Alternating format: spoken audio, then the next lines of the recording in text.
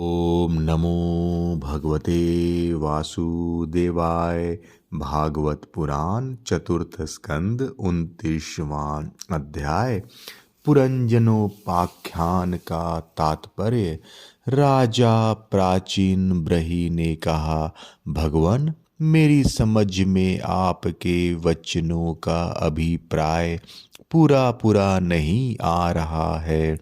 विवेकी पुरुष ही इनका तात्पर्य समझ सकते हैं, हम कर्म मोहित जीव नहीं। श्री नारद जी ने कहा, राजन, पुरंजन नगर का निर्माता जीव है, जो अपने लिए 1 2 3 4 अथवा बहुत पैरों वाला या बिना पैरों का शरीर रूप पूर्व तैयार कर लेता है।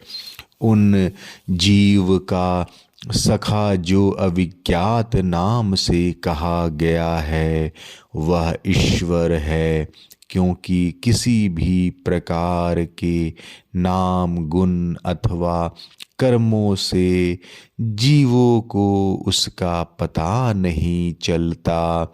जीव ने जब सुख दुख रूप सभी प्राकृत विषयों को भोगने की इच्छा की, तब उसने दूसरे शरीरों की अपेक्षा 9 द्वार, 2 हाथ और 2 पैरों वाला मानव देही पसंद किया। बुद्धि तथा अविद्या को ही तुम पुरंजनी नामक की स्त्री जानो, और इसी के कारण देह और इंद्रिय आदि में मैं मेरेपन का भाव उत्पन्न होता है, और पुरुष इसी का आश्रय लेकर शरीर में इंद्रियों द्वारा विषयों की को भोगता है। 10 इंद्रियां ही उसके मित्र हैं, जिससे कि सब प्रकार के ज्ञान और कर्म होते हैं। इंद्रियों की वृत्तियां ही उसकी सखियां और प्राण अपान व्यान उदान समान रूप 5 वृत्तियों वाला प्राण वायु ही नगर की रक्षा करने वाला 5 फन का सर्प है। दोनों प्रकार की इंद्रियों के नायक मन को ही 11वां महाबली योद्धा जानना चाहिए। शब्दादि 5 विषय ही पांचाल देश हैं, जिसके बीच में वह 9 द्वार वाला नगर बसा हुआ है। उस नगर में जो एक एक स्थान पर 2 2 द्वार बताए गए थे, वे 2 नेत्र गोलक, 2 नासा छिद्र और 2 कर्ण छिद्र हैं। इनके साथ मुख, लिंग और गुदा, ये 3 और मिलाकर कुल 9 द्वार हैं। इन्हीं में होकर वह जीव इंद्रियों के साथ बाह्य विषयों में जाता है। इसमें 2 नेत्र गोलक, 2 नासा छिद्र और 1 मुख, ये 5 पूर्व के द्वार हैं।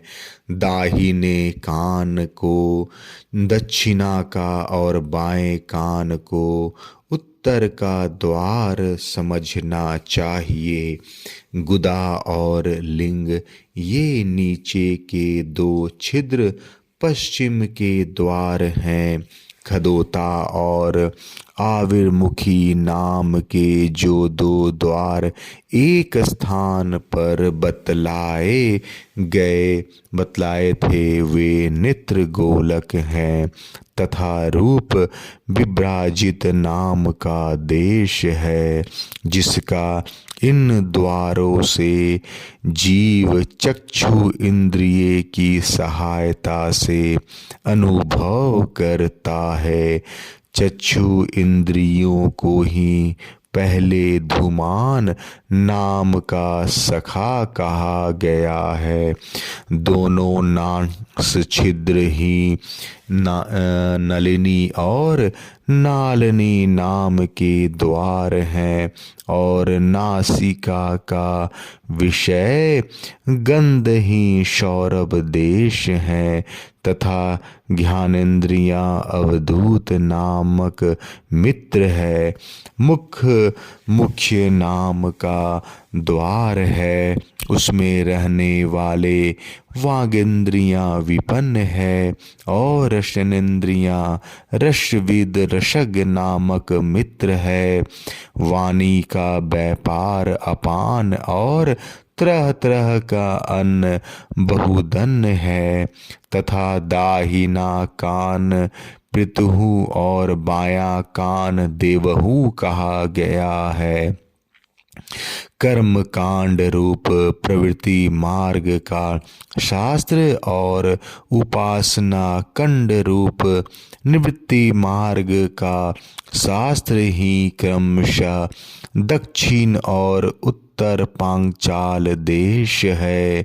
इन्हें श्रवणेन्द्रिय रूप धृतधर की सहायता से सुनकर जीव क्रमशः प्रत्यान और देवयान मार्ग में जाता है। लिंग ही आसुरी नाम का पश्चिम द्वार है। स्त्री प्रसंग ग्राम का नामक देश है, और लिंग में रहने वाले उपस्थेंद्रिय दुर्मद नाम का मित्र है। गुदा निर्चिति नाम का पश्चिम द्वार है। नरक वैश्य से नाम का देश है, और गुदा में स्थित पायु इंद्रियां लुब्धक नामक मित्र हैं। इनके सिवा दो पुरुष अंधे बताए गए थे, उनका रहस्य भी सुनो। वे हाथ और पांव हैं, इन्हीं की सहायता से जीव क्रमशः सब काम करता और जहाँ तहाँ जाता है। हृदय अंतःपुर है, और उसमें रहने वाला मन ही विसूचिन नामक प्रधान सेवक है। जीव उस मन के सत्वादि गुणों के कारण ही प्रसन्नता, हर्ष रूप विकार अथवा मोह को प्राप्त होता है। बुद्धि राजमहिनी पुरंजनी जिस जिस प्रकार स्वप्नावस्था में विकार को प्राप्त होती है और जागृत अवस्था में इंद्र आदि को विकृत करती है, उसके गुणों से लिप्त होकर आत्मा जीव भी उसी रूप में उसकी वृत्तियों का अनुकरण करने को बाध्य होता है। यद्यपि वस्तुतः वह उनका निर्विकार साक्षी मात्र ही है। शरीर ही रथ है, उसमें ज्ञान इंद्रिय रूप 5 घोड़े जुते हुए हैं। देखने में संवत रूप काल के समान है, और उसका अप्रतिहित वेग है। वास्तव में वह गतिहीन है। पुण्य और पाप ये 2 प्रकार के कर्म ही उसके पहिए हैं। 3 गुण ध्वजा हैं, 5 प्राण डोरियां हैं। मन बाग डोर है, बुद्धि सारथी है। इंद्रियें बैठने का स्थान है। सुख दुखादि द्वंद्व जुए हैं। इंद्रियों के 5 विषय उसमें रखे हुए आयुध हैं और त्वचा आदि 7 धातुएं उसके आवरण हैं। 5 कर्मेंद्रियां उसकी 5 प्रकार की गति है। इस रथ पर चढ़कर रथी रूप वह जीव मृग तृष्णा के समान मिथ्या विषयों की ओर दौड़ता है। 11 इंद्रियां उसकी सेना है और 5 ज्ञानेंद्रियां के द्वारा उन इंद्रियों के विषयों को अन्याय पूर्वक ग्रहण करना ही उसका शिकार खेलना है। जिसके द्वारा काल का ज्ञान होता है वह संवत्सर ही चंडवेक नामक गंधर्व राज है। उसके अधीन जो 360 गंधर्व बताए गए थे वह दिन और 360 गंधर्वियां रात्रि हैं। वे बारी बारी से चक्कर लगाते हुए मनुष्य की आयु को हरते रहते हैं। वृद्धावस्था ही साक्षात काल कन्या है। उसे कोई भी पुरुष पसंद नहीं करता। तब मृत्यु रूप यवन राज ने लोक का संहार करने के लिए उसे बहीन बनाकर स्वीकार कर लिया। आदि मानसिक क्लेश और व्याधि रोग आदि शारीरिक कष्ट ही उस यवन राज के पैदल चलने वाले सैनिक हैं तथा प्राणियों को पीड़ा पहुंचाकर शीघ्र ही मृत्यु के मुख में ले जाने वाला शीत और उष्ण 2 प्रकार के ज्वर ही प्रज्वार नामक उसका भाई है। इस प्रकार यह देहाभिमानी जीव अज्ञान से आच्छादित होकर अनेक प्रकार के आधि भौतिक, आध्यात्मिक और आधि दैविक कष्ट भोगता हुआ 100 वर्ष तक मनुष्य शरीर में पड़ा रहता है। वस्तुतः तो वह निर्गुण है, किंतु प्राण, इंद्रिय और मन के धर्मों को अपने में आरोपित कर मैं मेरेपन के अभिमान से बंध कर क्षुद्र विषयों का चिंतन करता हुआ तरह तरह के कर्म करता रहता है। वह यद्यपि स्वयं प्रकाश है तथापि जब तक सबके परम गुरु आत्म स्वरूप श्री भगवान के स्वरूप को नहीं जानता तब तक प्रकृति के गुणों में ही बंधा रहता है। उन गुणों का अभिमानी होने से वह विवश होकर सात्विक, राजस और तामस कर्म करता है। उन कर्मों के अनुसार भिन्न भिन्न योनियों में जन्म लेता है। वह कभी तो सात्विक कर्मों के द्वारा प्रकाश बहुल स्वर्ग आदि लोक प्राप्त करता है, कभी राजसी कर्मों के द्वारा दुखमय रजोगुण लोकों में जाता है, जहाँ उसे तरह तरह के कर्मों का कलेश उठाना पड़ता है, और कभी तमोगुणी कर्मों के द्वारा शोक बहुल तमोमयी योनियों में जन्म लेता है। इस प्रकार अपने कर्म और गुणों के अनुसार देव योनि, मनुष्य योनि अथवा पशु पक्षी योनि में जन्म लेकर वह अज्ञानंध जीव कभी पुरुष, कभी स्त्री और कभी नपुंसक होता है। जिस प्रकार बेचारा भूख से व्याकुल कुत्ता दर दर भटकता हुआ अपने प्रारब्ध अनुसार कहीं डंडा खाता है और कहीं भात खाता है, उसी प्रकार वह जीव चित्त में नाना प्रकार की वासनाओं को लेकर ऊंचे नीचे मार्ग से ऊपर नीचे अथवा मध्य के लोकों में भटकता हुआ अपने कर्मानुसार सुख दुख भोगता रहता है। आधि दैविक, आधि भौतिक और आध्यात्मिक इन 3 प्रकार के दुखों में से किसी भी एक से जीव का सर्वथा छुटकारा नहीं हो सकता। यदि कभी वैसा जान पड़ता है तो वह केवल तात्कालिक निवृत्ति ही है। वह ऐसी ही है जैसे कोई सिर पर भारी बोझा ढोकर ले जाने वाला पुरुष उसे कंधे पर रख ले। इसी तरह सभी प्रतिक्रियाएं दुख निवृत्ति जाननी चाहिए।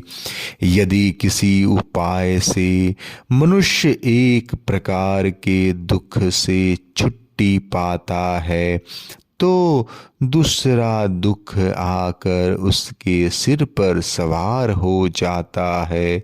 शुद्ध हृदय नरेंद्र जिस प्रकार स्वप्न में होने वाला स्वप्नांतर उस स्वप्न से सर्वथा छूटने का उपाय नहीं है, उसी प्रकार कर्म फल भोग से सर्वथा छूटने का उपाय केवल कर्म नहीं हो सकता, क्योंकि कर्म और कर्म फल भोग दोनों ही अविद्या युक्त होते हैं। जिस प्रकार स्वप्न अवस्था में अपने मनोमय लिंग शरीर से विचरते वाले प्राणी को स्वप्न के पदार्थ न होने पर भी भासते हैं, उसी प्रकार ये दृश्य पदार्थ वस्तुतः न होने पर भी जब तक अज्ञान निद्रा नहीं टूटती बने ही रहते हैं और जीव को जन्म मरण रूप संसार से मुक्ति नहीं मिलती। अतः इनकी आत्यांतिक निवृत्ति का उपाय एकमात्र आत्मज्ञान ही है। राजन, जिस अविद्या के कारण परमार्थ स्वरूप आत्मा को यह जन्म जन्म मरण रूप अनर्थ परंपरा प्राप्त हुई है, उसकी निवृत्ति गुरु स्वरूप श्री हरि में सुदृढ़ भक्ति होने पर हो सकती है। भगवान वासुदेव में एकाग्रता पूर्वक सम्यक प्रकार से किया हुआ भक्ति भाव ज्ञान और वैराग्य का आविर्भाव कर देता है। राजर्षे, यह भक्ति भाव भगवान की कथाओं का आश्रित रहता है। इसलिए जो सदा पूर्वक उन्हें प्रतिदिन सुनता या पढ़ता है उसे बहुत शीघ्र इसकी प्राप्ति हो जाती है। राजन, जहाँ भगवत गुणों को कहने और सुनने में तत्पर विशुद्ध चित्त भक्त जन रहते हैं, उस साधु समाज में सब और महापुरुषों के मुख से निकले हुए श्री मधुसूदन भगवान के चरित्र रूप शुद्ध अमृत की अनेकों नदियाँ बहती रहती हैं। जो लोग अतृप्त चित्त से श्रवण में तत्पर अपने कर्ण कुहरों द्वारा उस अमृत का छक कर पान करते हैं, उन्हें भूख प्यास भय शोक और मोह आदि कुछ भी बाधा नहीं पहुंचा सकते। हाय स्वभावता प्राप्त होने वाले इन क्षुधा पिपाशादि विघ्नों से सदा घिरा हुआ जीव समुदाय श्री हरि के कथामृत सिंधु से प्रेम नहीं करता। साक्षात प्रजापतियों के पति ब्रह्मा जी भगवान शंकर स्वयंभू मनु दक्षादि प्रजापति गण शनकादि नैष्ठिक ब्रह्मचारी मरीचि अत्रि अंगिरा पुलस्त पुलह कृतु भृगु वशिष्ठ और मैं, ये जितने ब्रह्मवादी मुनि गण हैं, समस्त वांग्मय के अधिपति होने पर भी तप उपासना और समाधि के द्वारा ढूंढ ढूंढ कर हार गए, फिर भी उस सर्व साक्षी परमेश्वर को आज तक न देख सके। वेद भी अत्यंत विस्तृत है, उनका पार पाना हंसी खेल नहीं है। अनेकों महानुभाव उसकी आलोचना करके मंत्रों में बताए हुए वज्रहस्तात्वादि गुणों से युक्त इंद्रादि देवता के रूप में भिन्न भिन्न कर्मों के द्वारा यद्यपि उस परमात्मा का ही यजन करते हैं, तथापि उसके स्वरूप को वे नहीं जानते। हृदय में बार बार चिंतन किए जाने पर भगवान जिस समय जिस जीव पर कृपा करते हैं, उसी समय वह लौकिक व्यवहार एवं वैदिक कर्म मार्ग की बद्ध मूल आस्था से छुट्टी पा जाता है। भीष्मन, तुम इन कर्मों से परमार्थ बुद्धि मत करो, ये सुनने में ही प्रिय जान पड़ते हैं, परमार्थ का तो स्पर्श भी नहीं करते। ये जो परमार्थ वर्त दीख पड़ते हैं, इसमें केवल अज्ञान ही कारण है। जो मलिन मति कर्मवादी लोग वेद को कर्म परक बताते हैं, वे वास्तव में उनका मर्म नहीं जानते। इसका कारण यही है कि वे अपने स्वरूप भूत लोक आत्म तत्व को नहीं जानते, जहाँ साक्षात श्री जनार्दन भगवान विराजमान है। पूर्व की ओर अग्रभाग वाले कुशाओं से संपूर्ण भूमंडल को आच्छादित करके अनेकों पशुओं का वध करने से तुम बड़े कर्माभिमानी और उद्धत हो गए हो, किंतु वास्तव में तुम्हें कर्म या उपासना किसी का भी रहस्य पता नहीं है। वास्तव में कर्म तो वही है जिससे श्री हरि को प्रसन्न किया जा सके। विद्या भी वही है जिससे भगवान में चित्त चित्त लगे। श्री हरि संपूर्ण देहधारियों के आत्मा, नियामक और स्वतंत्र कारण है। अतः उनके चरण तल ही मनुष्यों के एकमात्र आश्रय हैं और उन्हीं से संसार में सबका कल्याण हो सकता है। जिससे किसी को अनुमात्र भी भय नहीं होता, वही उसका प्रियतम आत्मा है। ऐसा जो पुरुष जानता है वही ज्ञानी, और जो ज्ञानी है वही गुरु और साक्षात श्री हरि है। श्री नारद जी कहते हैं, पुरुष श्रेष्ठ, यहाँ तक जो कुछ कहा गया है उससे तुम्हारे प्रश्न का उत्तर हो गया।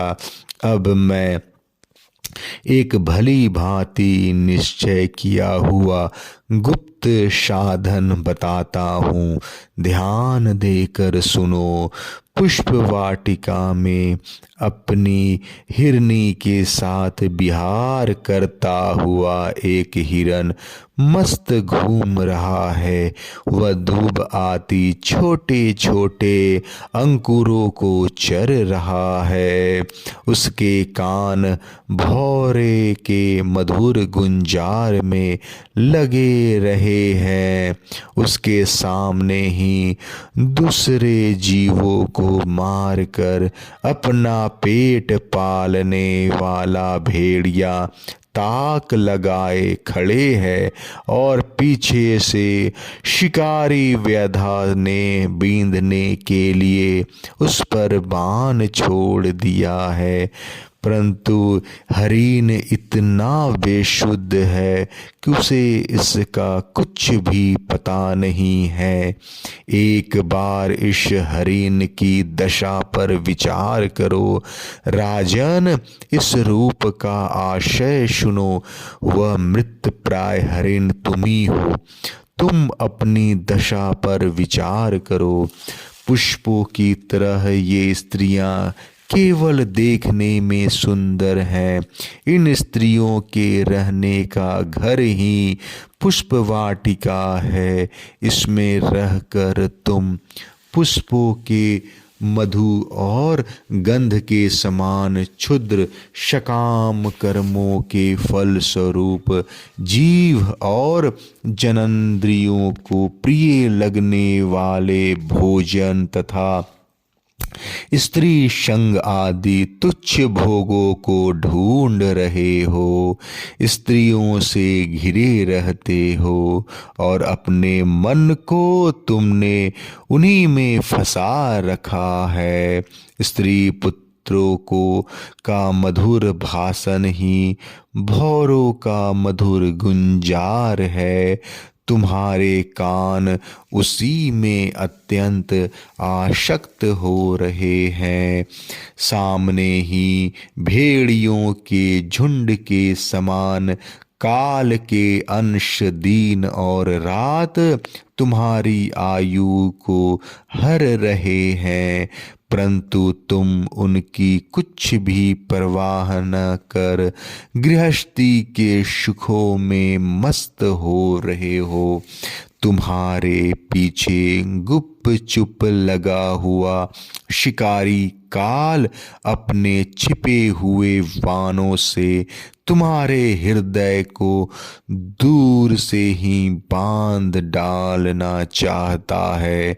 इस प्रकार अपने को मृग सी स्थिति में रख कर तुम अपने चित्त को हृदय के भीतर निरुद्ध करो और नदी की भांति प्रवाहित होने वाली श्रवेंद्रियों की ब्राह्यवृत्ति को चित्त में स्थापित करो, अंतर्मुखी करो। जहाँ कामी पुरुषों की चर्चा होती रहती है, उस गृहस्थाश्रम को छोड़कर परमहंसों के आश्रम श्री हरि को प्रसन्न करो और क्रमशः सभी विषयों से विरक्त हो जाओ। राजा प्रचिन ब्रही ने कहा, भगवन आपने कृपा करके मुझे जो उपदेश दिया उसे मैंने सुना और उस पर विशेष रूप से विचार भी किया। मुझे कर्म का उपदेश देने वाले इन आचार्यों को निश्चय ही इसका ज्ञान नहीं है। यदि वे इस विषय को जानते तो मुझे इसका उपदेश क्यों न करते। विप्रवर, मेरे उपाध्यायों ने आत्म तत्व के विषय में मेरे हृदय में जो महान संशय खड़ा कर दिया था उसे अब आपने पूरी तरह से काट दिया। इस विषय में इंद्रियों की गति न होने के कारण मंत्र दृष्टा ऋषियों को भी मोह हो जाता है। वेदवादियों का कथन जगह जगह सुना जाता है कि पुरुष इस लोक में जिसके द्वारा कर्म करता है उस स्थूल शरीर को यहाँ छोड़कर परलोक में कर्मों से ही बने हुए दूसरे देह से उनका फल भोगता है। किंतु यह बात कैसे हो सकती है, क्योंकि उन कर्मों का कर्ता स्थूल शरीर तो यही नष्ट हो जाता है। इसके सिवा जो जो कर्म यहाँ किए जाते हैं वह दूसरे ही क्षण में अदृश्य हो जाते हैं।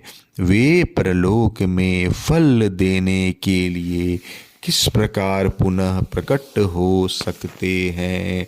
श्री नारद जी ने कहा, राजन, स्थूल शरीर तो लिंग शरीर के अधीन है, अतः कर्मों का उत्तरदायित्व उसी पर है।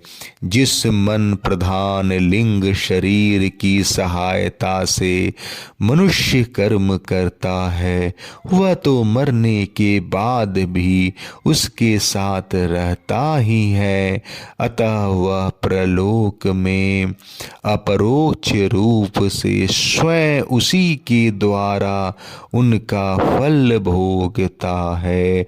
स्वप्नावस्था में मनुष्य इस जीवित शरीर का अभिमान तो छोड़ देता है, किंतु इसी के समान अथवा इससे भिन्न प्रकार के पशु पक्षी आदि शरीर से वह मन में संस्कार रूप स्थित कर्मों का फल भोगता रहता है।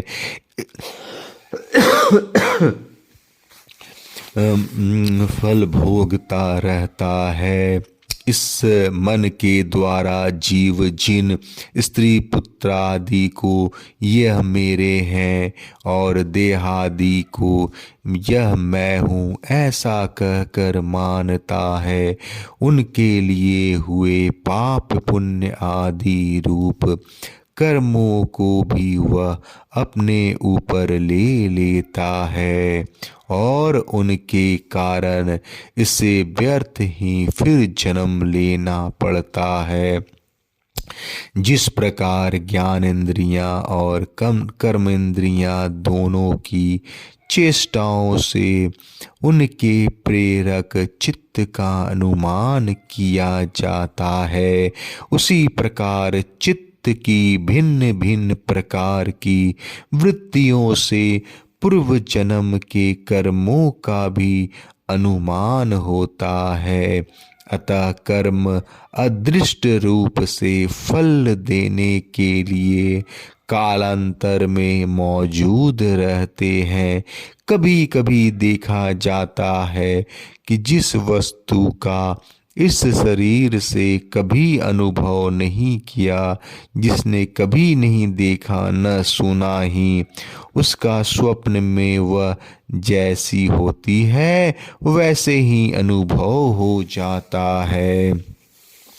राजन, तुम निश्चय मानो कि लिंग देह के अभिमानी जीव को उसका अनुभव पूर्व जन्म में ही हो चुका है, क्योंकि जो वस्तु पहले अनुभव की हुई नहीं होती उसकी मन में वासना भी नहीं हो सकती। राजन, तुम्हारा कल्याण हो।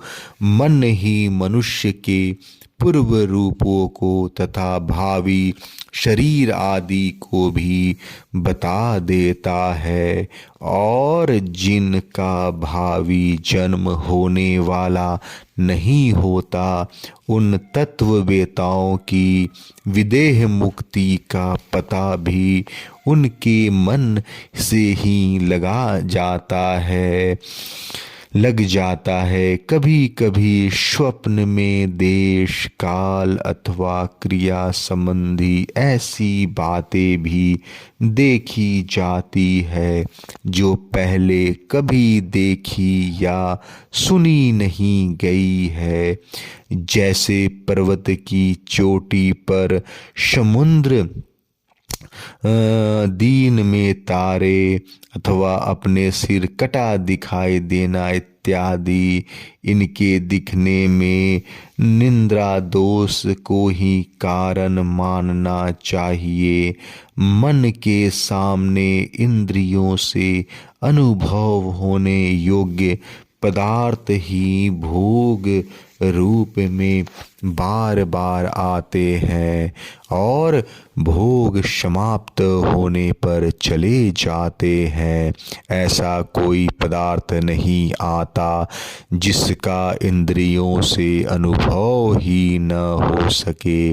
इसका कारण यही है कि सब जीव मन स्थित हैं। साधारणतः तो सब पदार्थों का क्रमशः ही भान होता है, किंतु यदि किसी समय भगवत चिंतन में लगा हुआ मन विशुद्ध सत्व में स्थित हो जाए तो उसमें भगवान का संसर्ग होने से एक साथ समस्त विश्व का भी भान हो सकता है। जैसे राहु दृष्टि का विषय न होने पर भी प्रकाशात्मक चंद्रमा के संसर्ग से दिखने लगता है। राजन, जब तक गुणों का परिमाण एवं बुद्धि, मन, इंद्रियें और शब्दादिक विषयों का संघात वह अनादि लिंग देह बना हुआ है, तब तक जीव के अंदर स्थूल देह के प्रति मैं मेरा इस भाव का अभाव नहीं हो सकता। सुषुप्ति, मूर्छा, अत्यंत दुख तथा मृत्यु और तीव्र ज्वर आदि के समय भी इंद्रियों की व्याकुलता के कारण मैं और मेरेपन की स्पष्ट प्रतीति नहीं होती, किंतु उस समय भी उनका अभिमान तो बना ही रहता है। जिस प्रकार अमावस्या की रात्रि में चंद्रमा रहते हुए भी दिखाई नहीं देता, उसी प्रकार युवावस्था में स्पष्ट प्रतीत होने वाला यह एकादश इंद्रिय विशिष्ट लिंग शरीर गर्भावस्था और बाल अवस्था में रहते हुए भी इंद्रियों का पूर्ण विकास न होने के कारण प्रतीत नहीं होता। जिस प्रकार स्वप्न में किसी वस्तु का अस्तित्व न होने पर भी जागे बिना स्वप्न जनित अनर्थ की निवृत्ति नहीं होती, उसी प्रकार सांसारिक वस्तुएं यद्यपि असत्य हैं तो भी अविद्यावश जीव उनका चिंतन करता रहता है, इसलिए उसका जन्म मरण रूप संसार से छुटकारा नहीं हो पाता। इस प्रकार पंच तन मात्राओं से बना हुआ तथा 16 तत्व के रूप में विकसित हुआ त्रिगुणमय सांघात ही लिंग शरीर है। यही चेतना शक्ति से युक्त होकर जीव कहा जाता है। इसी के द्वारा पुरुष भिन्न भिन्न देहों का ग्रहण करता है और त्यागता है तथा इसी से उसे हर्ष, शोक, भय, दुख और सुख आदि का अनुभव होता है।